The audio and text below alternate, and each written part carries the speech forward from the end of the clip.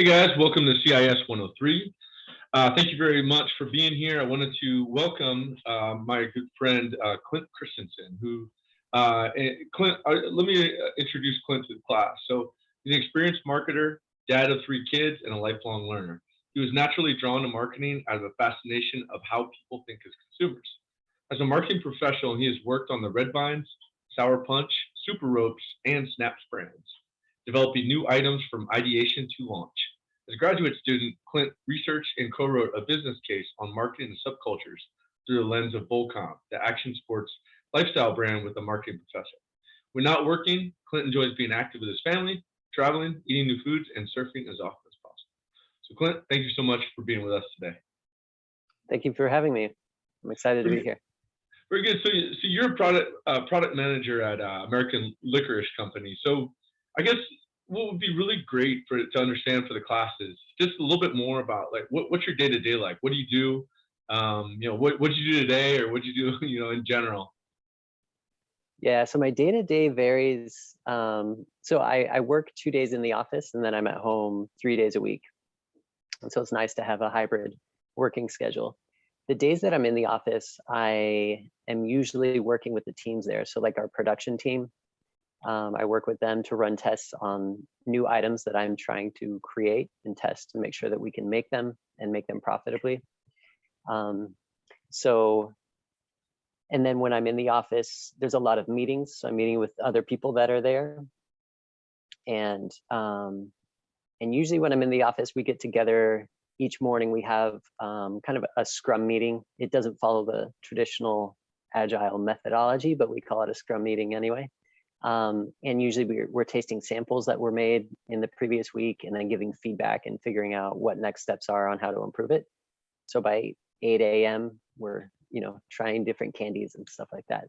And then my day is just a mix of meetings, and then in between meetings, I try and get stuff done. And then before the next meeting starts. And so it's a lot of project management, looking at sales data and things like that. Very good. So you mentioned sales data. So if you would tell us a little bit more, like what are the primary goals, what are the things that you guys are tracking the most?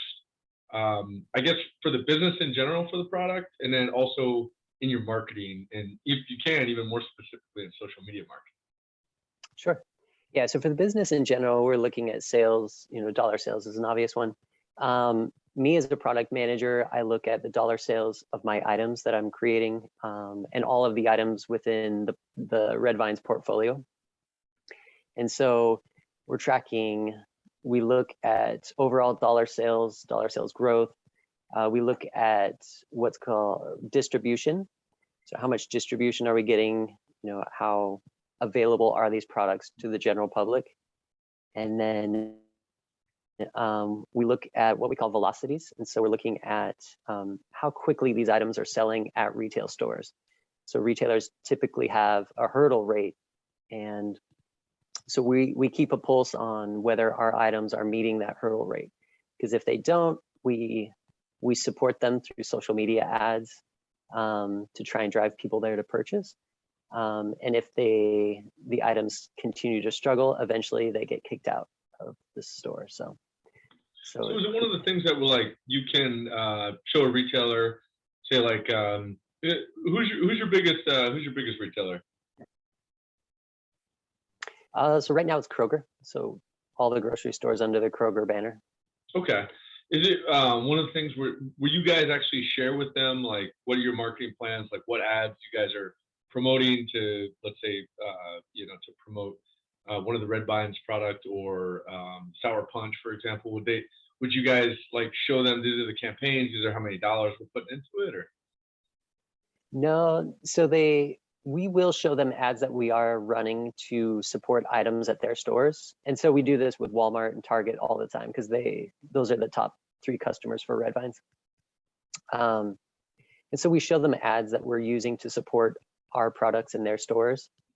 And typically once a year, our sales team will go and present to them our yearly marketing plan of how we plan to support the new items that we're coming out with, because they take that into consideration when taking on new items. to sell in their stores. So we don't, and sometimes retailers will ask about what type of budget we're willing to put forth to support these items, but that's not always the case. So yeah, it's more when we do it, we show the retailers, say, hey, we're showing you guys some love. We're trying to support this item and drive sales so that it's a win-win situation for both of us. Gotcha. Okay. Yeah, I think it would be great, Clint. Maybe so. Let me ask a question specific about like some of the products that you guys sell, and if you'd like to, feel free to share your screen if you want to show any examples. But this question comes from Valeria, and she says, "How do you keep your company's candy relevant in a world where the market is saturated with other candy companies?" Yes. So it's a great question because we're constantly asking that ourselves. And so it's a balance of making something that consumers want that also makes sense for retailers. So on the consumer side, people want new and exciting flavors. And we can do that, but at the same time, retailers often won't take the really crazy ideas because they want something that is tried and true, and they want something that will sell.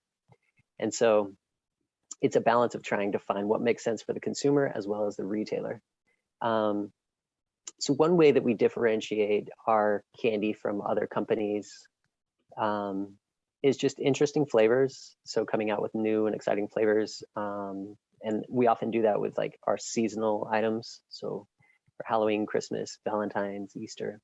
And then we keep eating occasions top of mind. So we think about when are people eating our candy, and so we customize the candy. So it might be the size of the piece of candy or the package that it comes in, and how it relates to when people are eating our candy. And then the last thing is our brands have a brand purpose tied behind them, and so that's something that we drive and we push heavily. And so the brand purpose is a big part of why the brand exists, and it's something that resonates with our fan base. And so that's something that we use to differentiate ourselves from other candy brands, because like Valeria said, there are many. Gotcha. All right.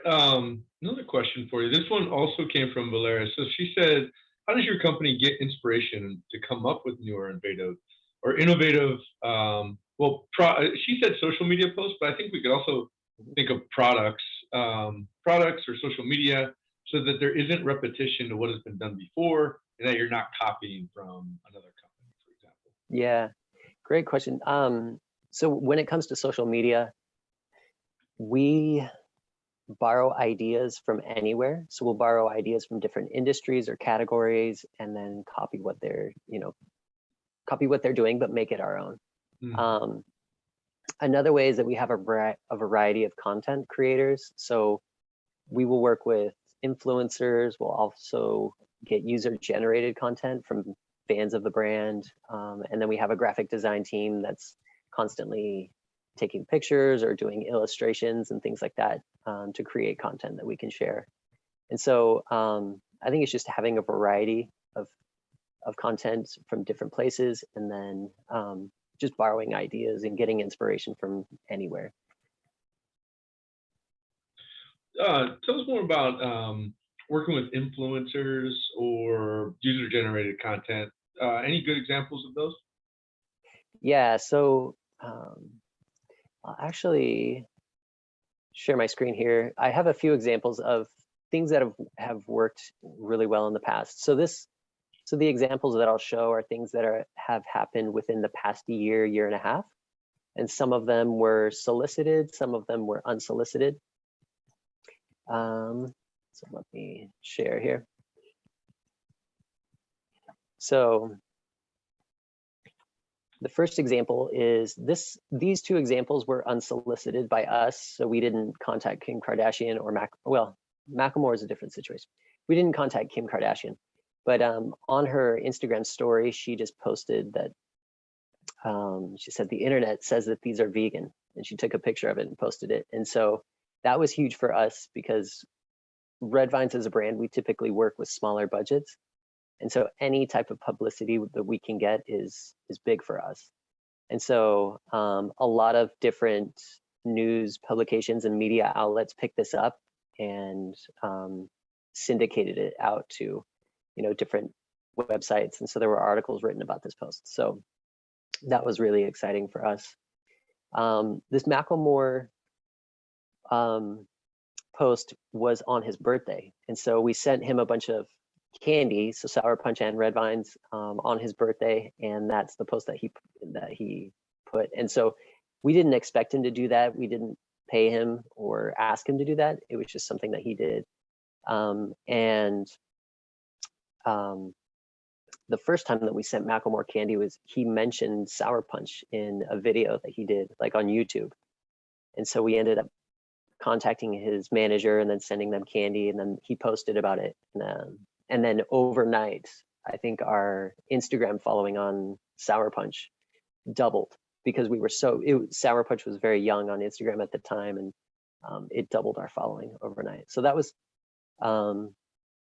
something really fun. So we've kind of continued to send him candy every once in a while, and we don't always expect, we don't expect anything in return.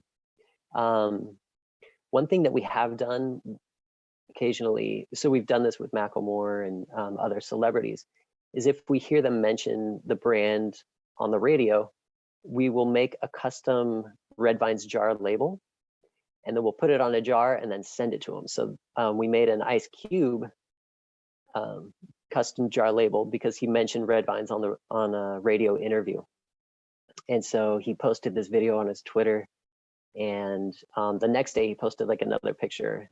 And so we were really excited about that. And so we didn't ask him to do that. It was just something that he did. But we did send him, a custom label, a custom jar label. So it was something that was really unique to him. And it was funny because over here on the right-hand side, there's a tweet by Ice-T, and he says, "There's no debate, Red Vines are better." And he's like, "They should pay me for this." So he tweeted because he saw Ice Cube's tweet. So it kind of generated more conversation on social, which was good for us. Another one is with Drew Barrymore. So this was an example of another custom jar label that we created for her. And so we customize and add different elements that are unique to that person. So we do quite a bit of research on the person and find out what their interests are, or what things that may not be, widely known. And then we add those to the label, and then we'll add their name as like the flavor or something like that. And so Drew Barrymore put this on her Instagram stories. So that was unsolicited and a nice gesture on her part. And this actually helped develop a good relationship because Red Vines ended up doing a big donation to the Drew Barrymore show. And so, which was another piece of paid media that we were able to get. Sometimes celebrities will just, they get caught eating Red Vines, and people, they post about it. And so we take that. And so, for example, LeBron James, after winning a game, he sat down on the bench and ate some Red Vines, and people like went crazy and posted about it. And so there were a lot of media outlets that picked that up online. And so as a nod to him, we created this Instagram post down below where it's, the numbers of his jersey and the Lakers colors. So we use social media to try and amplify the conversation that's happening, but really the best conversation is the one that we don't control. It's what other people are out there sharing organically. So that was another fun one. And then this might tie into, is it Valeria's? Was it her question? Okay, is that how I say her name? So another way to stand out and be unique when you are in a category or an industry where there are a lot of companies or brands is to do something really unique and really kind of weird. So if you're not familiar with Jaleel White, he Steve Urkel, played right? he played Steve Urkel on Family Matters, Well, so I which don't was a know TV show in the if 90s. all the students, they might be a little too young for it, but Exactly. So it was a definitely really I do. and I grew up watching the show. It was a really popular 90s TV show, so it would come on every Friday night. It was called Family Matters. And Jaleel White, pictured here, he was this nerdy neighbor boy who had a crush on this girl that lived at the house. So what we did is we partnered with Jaleel White, and we launched our new products last year online to an exclusive group of about 50 journalists. And so we had a big Zoom meeting, and he was our candy sommelier. And so he walked through and tasted the new flavors, and all of the journalists also had the same bags of candy that he had. So at the same time, they would open their bag and try it with him. And so he would talk about the candy and ask them what they thought about it. And it was a way for us to launch these new products to people that had a voice, and do it in a really unique way. And so one quote that I love is from Michael Walsh, and he writes for The Nerdist, and he says, there are now a seemingly infinite number of candy products to choose from, and attention spans aren't what they used to be either. By putting together a seemingly bizarre event, the American Licorice Company found modern day success and made me take notice. So yeah, it was weird. It was partnering with Jaleel White, who has nothing to do with candy, but people loved him. And so it was kind of a nostalgic thing too. So that was another way that that we were able to stand out and be unique when other companies were just kind of launching their products the same old traditional way. Yeah, so those are a few examples of things that we've done to try and amplify conversations that are going on around the brand, or things that we've done to try and be unique. Yeah, no, those are great examples, and so many I think celebrities, athletes that that the audience will know. So those are great examples. I had another question from one of the students, Jordan, in the class, and it was in regards to topic like I guess social topics of discussion, things like Black History Month, and so a brand, just like all brands, they have to decide, what are they gonna post about? Is it relevant for their channel? Is it not? So basically, her question, which I think is really good, she writes, "I see that on the Red Vine's Instagram account, there are 2 posts in celebration of Black History Month. Do you think this and other social topics are something all brands have a responsibility to acknowledge?" So my answer comes in 2 parts. First, as a consumer, and then I'll talk as a marketer. As a consumer, I prefer that brands just do what they do. I don't want them to tell me what to think or how to vote and things like that. As a marketer, with these Red Vines posts, and something that happened in the summer of 2020 was the Black Lives Matter movement. We did post about that as well. So anytime a brand takes a stance on an issue, the brand risks alienating part of their fan base. And so we, as a company, this is something that we believe as a company, and it's important to the company as a whole. And what we believe as a company kind of bleeds through into our brands. And so this was something that we believe is important and worth sharing. And so yes, we do risk alienating part of our fan base if they don't share those values or beliefs. But it's something that, yeah, we feel is important. So we do share that. And as a company, we've received, training on diversity and inclusion and equity versus equality, and different things like that to help all the employees understand kind of the current issues that are going on. You said you received training on, what was it? Equity, what was it? Equity versus equality. Versus equality, okay. Yeah. So racial equity versus racial equality. And also our brands are part of an organization called the Children's Food and Beverage Advertising Initiative.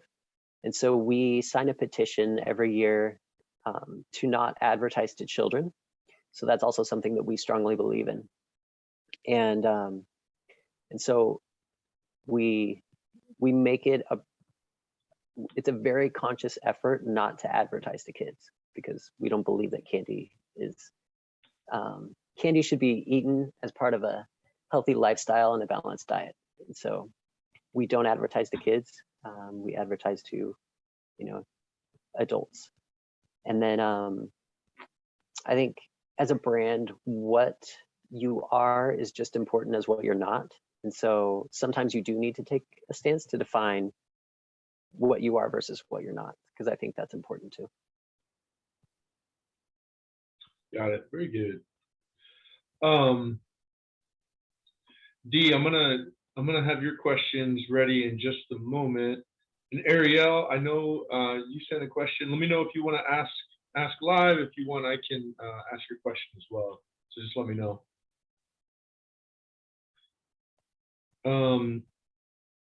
Let me see. While we wait for that, let me just set. Okay, so let me ask a question in regards to. Let's see. Oh yeah, tell me a little bit more about your past, if you don't mind. So, how'd you get to where you were today? So like, you've been associate brand manager, consumer insights, product manager. How did you? I guess first of all, how did you decide to work with American Licorice, and second of all, how did that path kind of work out for you? Yeah. So I was in graduate school and wanted to get into brand management. At the beginning of the meeting, Eric mentioned how I was initially drawn to marketing because I'm just genuinely fascinated by the way people think and act, especially about the decisions they make around like what brands they choose versus which ones they don't. So I wanted to get into brand management, and so I applied to this job and interviewed, did a couple phone interviews. They flew me out for an in-person interview, and then was able to get the job and start working with them. I worked as an associate brand manager. I started out on what was called the Fruit Vines brand, which no longer exists, as well as the Sour Punch brand. And then I transitioned into kind of a managerial role as consumer insights manager, because I saw a need for more consumer insights, so more research on who exactly it was that we were selling to and what it was that they were interested in. And so I noticed we were, as a marketing department, we were making a lot of assumptions about who we were selling to and who we were, spending money on. So I wanted to make sure that we were targeting the right person at the right time. And so I went into consumer insights and did some things there, did some research projects, including like a consumer segmentation study to figure out exactly who it was that we target and also what it is that makes them tick. So not only their demographics, such as like age, gender, etc., but also like the psychographics. What are their habits and what kind of decisions do they make? And especially when it comes to like consuming media, so social media, music, activities, things like that. And then as I did that, I wanted to get back into brand management using the experience and the knowledge that I had gained as a consumer insights manager. So I was able to shift over to the Red Vines brand and use a lot of that experience to be able to start developing products and aligning the products that we develop with what consumers want. So in a nutshell, that was my journey at American Licorice so far. That's great. That's very good. All right, I want to ask. I want to allow some of the students that are listening in to ask their questions. So, Ariel, if you want to start off, and then Dee, right after that, we'll get to your questions. Hi, I'm Ariel. I was wondering, besides influencer marketing, what other social media marketing tactics work well for your company? And then I have another question, but I can ask that later. Okay. So other social media marketing tactics that work well for us are using user-generated content. Contests and promotions are really big. People respond to contests very well. So you'll see we do a lot of giveaways. So giving away candy or a year supply of red vines. And we'll do a lot of contests, like we've done drawing contests where you can submit drawings and then they get printed on the inside of the red vines tray that you see at like movie theaters. Right. And so we use a lot of different ways like that to get people engaged and like involved and active with the brand. So. Okay, awesome. And then I was also wondering, with how social media is becoming such a huge spot for marketing, does your company make that a priority to stay up to date with it, like using TikTok and things like that? Because I know how you said you like to figure out what consumers like, and I think TikTok is such like a great platform to find out about what like everyday people would want. Yes. Yeah, you're exactly right. Like you can go on TikTok and get a pulse of what's hot, what's happening, what people are interested in. Mm-hmm. I will admit, Ariel, we do not do TikTok very well. We are getting into it. Sour Punch has a very, very small following, and they do more influencer marketing on TikTok. Right. But we, as a brand, we're not posting videos ourselves. We're still trying to figure out like how we fit into that space. Okay. But I'm not sure. Did I answer your question? Yeah, I was just wondering, like, do you have any like ideas of how you want to like go about that more, or if you want to touch into that more, or if you're good with just like Instagram and all the other ones? So for speaking for red vines, the red vines consumer tends to be a little bit older, and so TikTok isn't relevant for red vines. And so we do have an account on TikTok, but we don't use it just because our typical consumer isn't there. Sour Punch, it's very relevant and it's where we should be, but we're not. It's somewhere that we want to be, and we talk about it a lot of like, you know, where do we fit in the space? Like, what's our voice? What do we want to share? And what do we think would resonate with people on TikTok? Which is why, as we're getting our feet wet, we've mostly gone the influencer marketing route to see what people respond to. And so it's one way for us to test the waters and see what's working well and what's not before we, as a brand, post on the brand's behalf. But social, like you said, social media is a very big element of our marketing as a company, because we not only are we posting to consumers, but anytime a new item gets distribution at a retailer, we create paid ads that we run on Facebook and Instagram and Twitter to drive people to these retail stores to purchase a new item. Or if there's a limited run of a certain flavor that's only available during Christmas, then we want people to know about it. And so we put a lot of money behind paid ads as well. Okay, that's awesome. Thank you so much. Yeah. A quick follow-up question based on one thing you said about red vines. Maybe the audience is a little bit older. If you could, just like, because we do talk about like targeting who is your like demographic for your product. Could you just kind of just quickly explain the difference between like a red vines customer and a Sour Punch customer? Yes. Yeah. So red vines is interesting. So typical red vines consumer is anywhere from 25 to 54 years old, with an average age of 36, 37. It's LeBron James, basically. Yeah. No, but the interesting thing is that people grew up eating red vines because it's been around for so long, and so they are now introducing it to their kids, or the grandparents are introducing it to their grandchildren. And so it does span a wide range of ages, where the Sour Punch consumer is the prime Sour Punch consumer is like 18 to 25 is really what we target. So like end of high school, early college years, and you know, basically through college. And so the events that we go to hand out samples of Sour Punch is very different from the events that we go to for red vines. So, and the Sour Punch consumer is more, yeah, young, more hip, more forward thinking, more progressive, more, they adopt technology more quickly, whereas the red vines consumer is just, you know, there's a lot of red vines consumers that love black licorice, and black licorice is not a very popular flavor with younger consumers. So it's a very interesting, different type of consumer that we look at.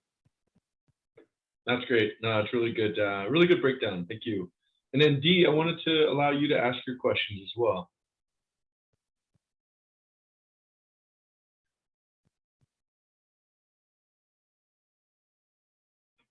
Dee, are you on with us?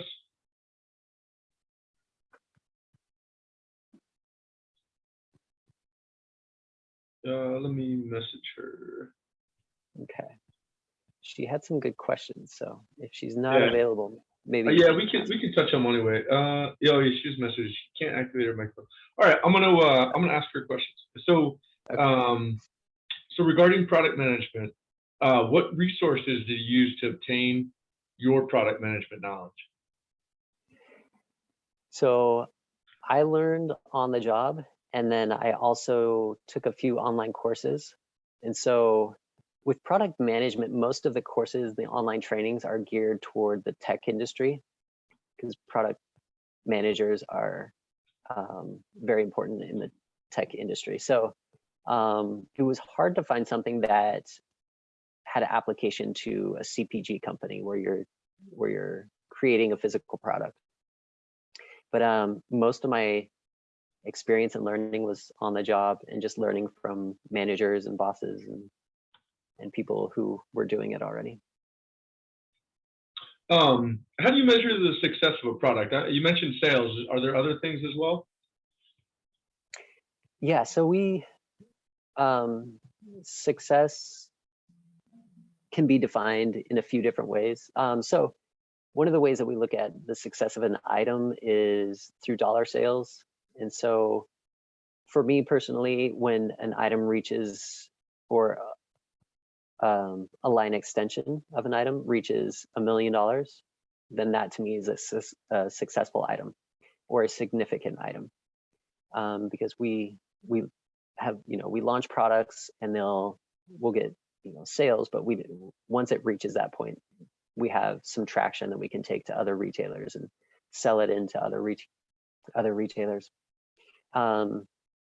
Distribution is another metric that we look at pretty closely. I wouldn't say that that's one that we peg to success, to what is a successful item or not. And then I mentioned velocities earlier. So how quickly an item sells. So how many units per store per week it sells. So retailers typically have a hurdle. So for example, let's say at Target, it might be 3 units per store per week that we need to sell. And if one item sells 8 units per store per week, then that's a successful item. So we look at the velocities as well. That's great. Follow-up question, based on for the success, if you're able to share any of this, is there like or any figure that you have as far as like how much volume, or what's like a total annual sales of like maybe one of your most your highest generating revenue generating products? So I'm not allowed to share sales numbers, specific numbers, but I will say that there are 3 items on the Red Vines portfolio. So the jar, the Red Vines tray, and we have what we call the 1-pound bag. So it's a big laydown bag. Those 3 items make up about 72% of the entire brand portfolio. So those make up the bulk of the brand sales. And then we have other items that are contributing and growing, but not nearly as big as those three items. So then for you, if you're looking at like what's going to make an impact, you're looking at, what's getting to $1 million basically, and that's at that point it gets to be significant. Yep. Okay. And sometimes getting to $1 million might mean, that we need a certain amount of distribution, and so we have distribution goals as well. But okay. And there have been items where I've created a new flavor that is great flavor. It makes sense for consumers. It aligns with our strategy really well. But our sales team won't sell it because they have too many items to sell, or they don't think it would fit in to their with their specific account. And so what we've done is we've launched some flavors on e-commerce only as exclusives for e-commerce, and that helps drive sales on our e-commerce side as well. So those are fun because they're unique and they're usually exclusive to our e-commerce site. Just curious, have you guys done any? I've read a lot about like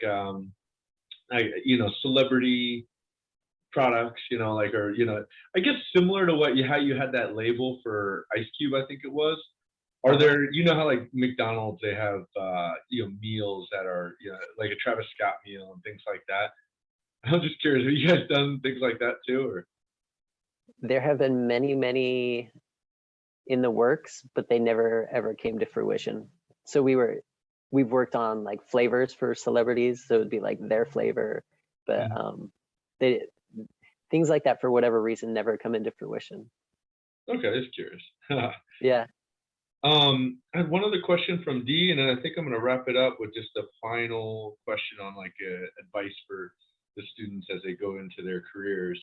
Okay, so question from D is how do you determine what the customer wants or needs?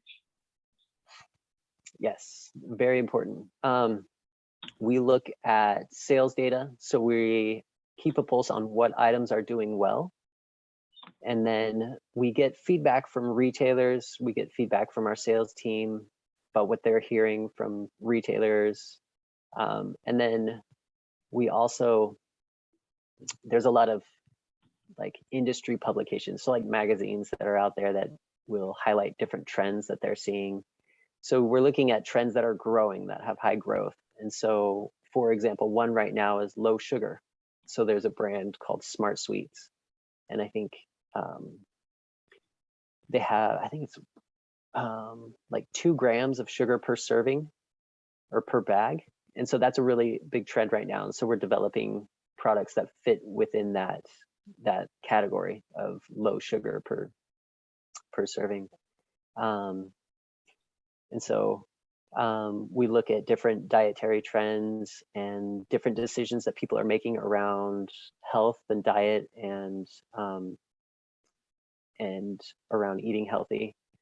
So it's a combination of a lot of different things, of keeping a pulse on what the competition is doing. That's a good indicator. And then we're looking at also other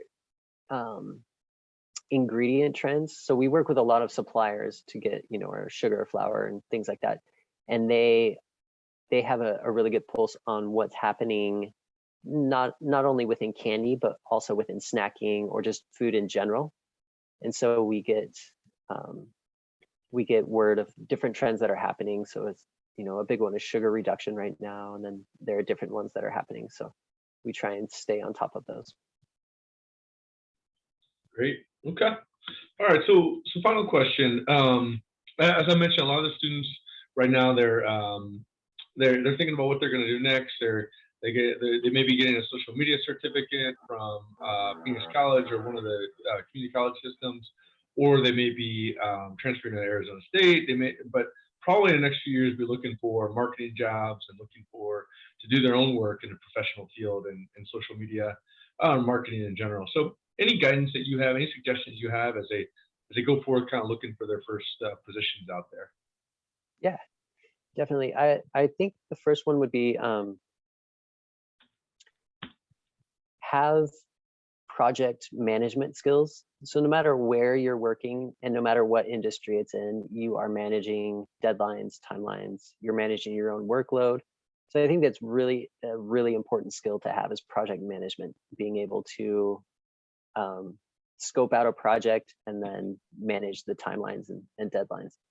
Another one is working with teams or groups, and hopefully you guys are doing a lot of that right now in school. So managing people and or teams, and then being able to kind of influence or you know, persuade a team to do something or motivate a team to like get things done earlier or within a pressing deadline. So those are two skills that I think are really important. I would say have an opinion.